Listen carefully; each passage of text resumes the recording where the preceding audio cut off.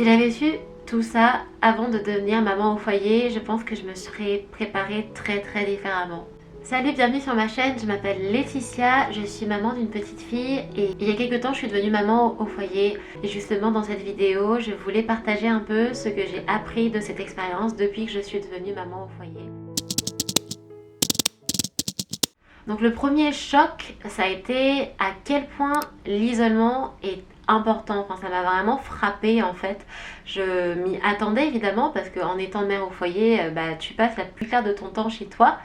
Mais même en sortant en fait finalement tu vis à un rythme qui est totalement décalé par rapport au reste du monde en fait et donc même si tu sors, tu vas faire des petites courses, tu vas au parc, tu vas toujours faire ça pendant des heures en fait où la plupart des gens sont au travail et donc ça veut dire que comme tu es totalement en décalage par rapport au reste des gens, tu vas souvent être assez seul en fait, même si tu t'exposes au monde, même si tu fais des efforts pour sortir. C'est vraiment pas facile finalement de pas se sentir seule. Moi personnellement, passer mes journées avec ma fille, je sais qu'il y a pas mal de mamans qui ont du mal à passer trop de temps avec leur bébé, qui se sentent un peu voilà, comme si elles n'étaient pas stimulées. Moi j'ai toujours voulu être prof, j'ai toujours voulu enseigner aux enfants, donc j'ai pas du tout l'impression de pas être stimulée. Au contraire, je trouve que c'est très stimulant d'enseigner à un bébé en fait. Donc c'est pas tant ça qui fait que moi je me sens isolée, c'est vraiment le fait de voir personne. Et en fait même quand tu essayes d'aller à la rencontre du monde, en fait il y a personne quoi. Par exemple, là je rigole, mais vraiment il y a des fois où c'est tellement lourd que ouais, c'est vraiment juste pesant. Enfin, tu sors, tu te dis bon c'est la fin de l'école. Je vais aller voir dans les parcs et puis je vais peut-être rencontrer des mamans. Puis t'arrives et il n'y a personne quoi. Et ça fait mal. Tu te dis mais attends, en fait à quel moment je vais avoir une conversation avec quelqu'un et puis pouvoir juste partager en fait mon expérience, pouvoir peut-être échanger des astuces, peut-être juste, tu vois, me sentir normale quoi. Donc je dirais que l'isolement c'est la chose qui m'a le plus marquée et c'est ce qui fait que ma nouvelle vie est aussi différente. Leçon numéro 2, clairement, la maison, l'entretien, le ménage, faire à manger, ça s'arrête jamais en fait. C'est contrairement à un job que tu fais, voilà, peut-être de 9h à 17h, où tu as un week-end, où tu finis la journée, et puis voilà, tu peux ne plus y penser. C'est pas toujours facile parce que parfois tu as un job qui est très stressant, on va t'envoyer des courriels en fin de journée, mais enfin, de manière générale, fin de journée c'est terminé, fin de semaine c'est terminé.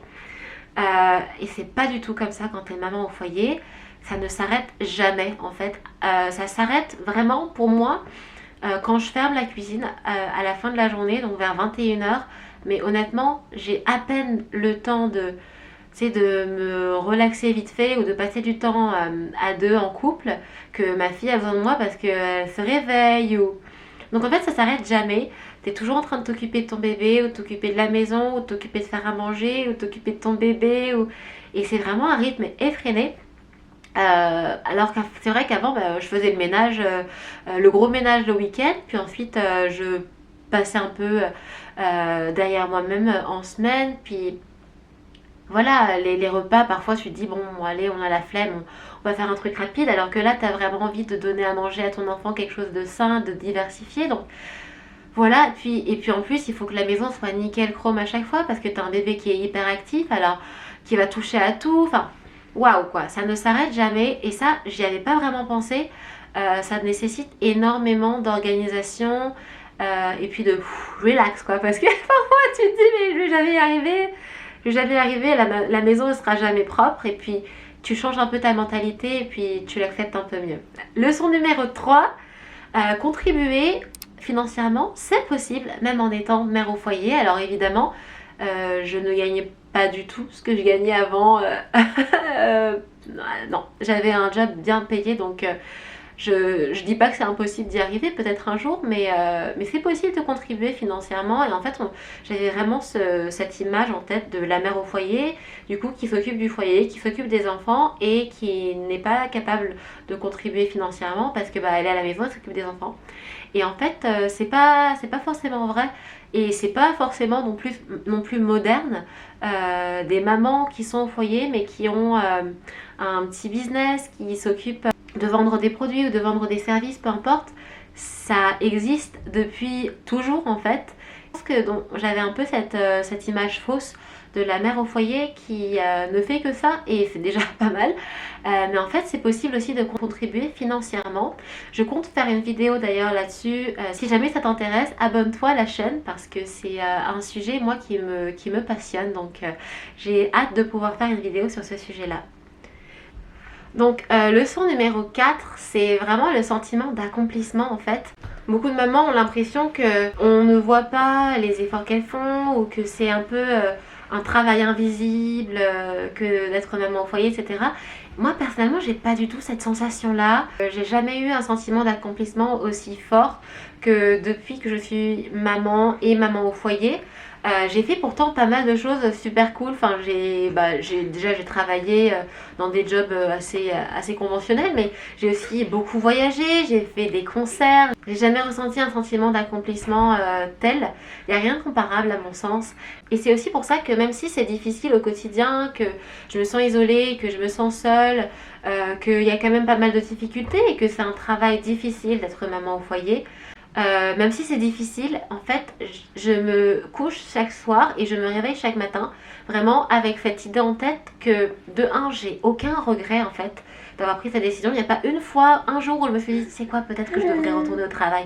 Pas une seule fois, jamais. Et puis tous les jours, vraiment, même si je suis épuisée à la fin de la journée ou même à la fin de la nuit, pour être tout à fait honnête, je me dis toujours que ça vaut le coup, que je vois en fait à quel point c'est important pour ma fille que je sois avec elle.